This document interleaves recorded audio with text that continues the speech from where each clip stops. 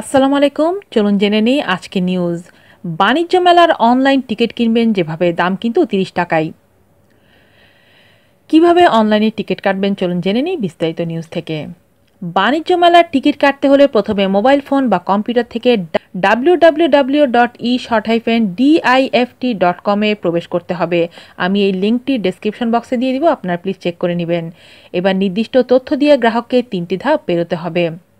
ধাপ ১, প্রথম ধাপে আপনার কয়টি টিকিট প্রয়োজন তা উল্লেখ করতে হবে। যেমন এখানে লিস্ট আকারে দেওয়া আছে, প্রাপ্তবয়স্ক কতজন বা অপ্রাপ্তবয়স্ক কতজনের তা উল্লেখ করতে হবে। শুধু সিলেক্ট করলেই হবে। এরপর আপনাকে পরবর্তী ধাপে যেতে হবে। ধাপ ২, এই ধাপে আপনার ঠিকানা দিতে হবে, যার মাধ্যমে আপনার নাম ও মোবাইল নম্বর উল্লেখ করতে হবে। এরপর পরবর্তী ধাপে যেতে হবে। ধাপ ৩, তৃতীয় ধাপে টাকা পরিশোধের পালা। এটা শেষ হলেই আপনার টিকিট কনফার্ম হয়ে যাবে। কিন্তু টাকা পরিশোধ হবে কিভাবে?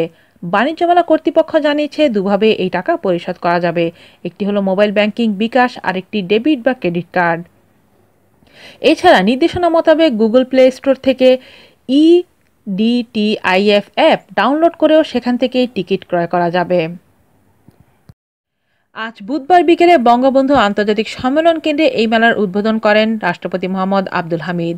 উদ্বোধনের সঙ্গে সঙ্গে আনুষ্ঠানিকভাবে মাসব্যাপী বাণিজ্য মেলার 24 আসরের পর্দা উন্মোচিত হলো। প্রতিদিন সকাল 10টা থেকে রাত 10টা পর্যন্ত এই মেলা সবার জন্য উন্মুক্ত থাকবে।